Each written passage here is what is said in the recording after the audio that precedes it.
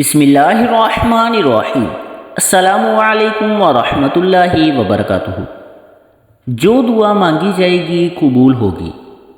حدیث شریف میں ہے کہ مندرجہ ذیل کلمات پڑھنے کے بعد جو دعا مانگی جاتی ہے قبول ہوتی ہے۔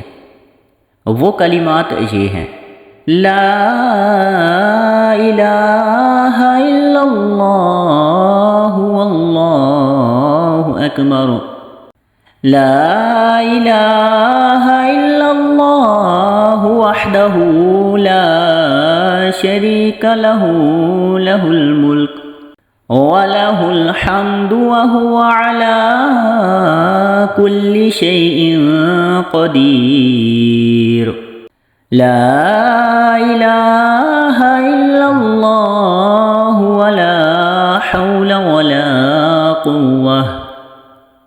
ترجمہ: اللہ کے سوا کوئی عبادت کے لائق نہیں اور اللہ سب سے بڑا ہے۔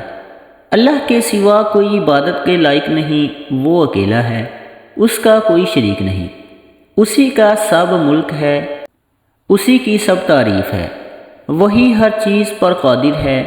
اللہ کے سوا کوئی عبادت کے لائق نہیں، اور گناہوں سے بچنے اور نیکی پر لگنے کی طاقت صرف اسی عظیم بلند و برتر ذات کی طرف سے ہے۔